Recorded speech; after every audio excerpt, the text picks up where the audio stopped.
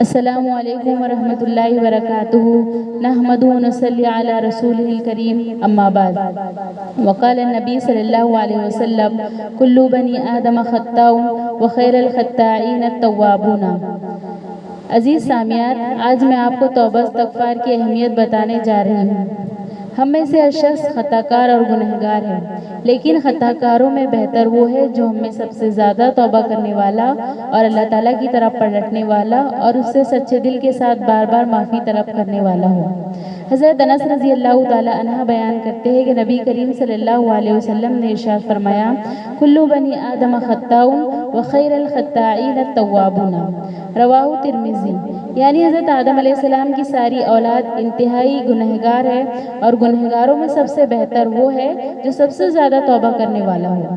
اور گنہگار انسان اپنے گناہوں سے توبہ تب کرتا ہے جب اس کا بوجھ محسوس کرتا ہے، بلکہ ایک سچا مومن تو وہی ہوتا ہے جو خالق کائنات کی نافرمانی کرنے کے بعد اسے راضی کرنے کے لیے بےتاب ہو جاتا ہے اور گناہوں کا ارتکاب کرنے کے بعد اللہ تعالیٰ کی ناراضگی اور اس کے عذاب سے بچنے کے لیے فوراً اس سے معافی مانگ لیتا ہے۔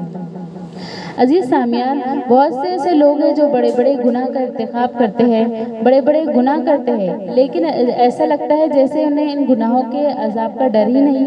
اتنے سارے گناہ کرنے کے باوجود انہیں احساس تک نہیں ہوتا کہ وہ ان گناہوں کے ذریعے اللہ تعالیٰ کی ناراضگی مول لے رہے ہیں، اور اللہ نہ کرے اگر وہ اسی حالت میں مر جائے تو سیدھا جہنم میں جائیں گے۔ ہمیں اللہ رب العالمین سے زیادہ توبہ استغفار کرنی چاہیے، کیونکہ رسول صلی اللہ علیہ وسلم فرمایا کرتے تھے، یا ایھا الناس توبوا الی ربکم فواللہ انی لا اتوب الی اللہ عز وجل فی یوم مئۃ مرۃ۔ رواہ مسلم۔ اے لوگو، تم اپنے رب کے جانب توبہ کرتے رہو۔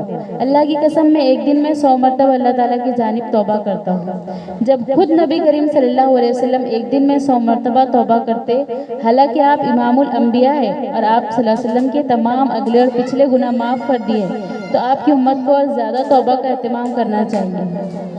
اب ہم یہ بھی جان لیں کہ سچے توبہ کی کچھ شرطیں ہیں جن کے بغیر اللہ تعالیٰ کی یہاں توبہ قبول نہیں ہو سکتی۔ نمبر 1، اخلاص، یعنی توبہ صرف اور صرف اللہ کی رضا کے لیے کرنی چاہیے۔ اگر ہم دنیاوی فائدے کو دیکھ کر توبہ کریں تو یہ سچی توبہ نہیں بلکہ جھوٹی توبہ ہے۔ دوسری ہے ندامت اور شرمندگی کے ساتھ، یعنی گناہ کرنے والا اپنے گناہوں کا اظہار کرتے ہوئے اللہ کے سامنے شرمندگی کا اظہار کرے، کیونکہ اللہ تعالیٰ اپنے بندوں سے محبت کرتا ہے اور جب بندہ اس کے سامنے شرمندہ ہوتا ہے تو اللہ تعالیٰ اسے معاف کر دیتا ہے۔ نمبر 3، گناہوں کو چھوڑ دینا، یعنی ہمیں گناہوں کو پوری طرح چھوڑ کر اللہ سے معافی مانگنا ہے، نہ کہ گناہ بھی کرتے رہے اور معافی بھی مانگتا رہے، تو ایسے لوگوں کی توبہ قبول نہیں ہوتی۔ گویا یہ اللہ تعالیٰ کے ساتھ مذاق ہے، یعنی زبان سے معافی مانگ رہے ہیں اور عمل سے وہی گناہ کر رہے ہیں۔ نمبر 4، مستقبل میں وہ گناہ نہ کرنے کا عہد کرنا، یعنی توبہ کرتے وقت اللہ تعالیٰ سے اس بات کا وعدہ کرے کہ میں آئندہ یہ گناہ نہیں کروں گا۔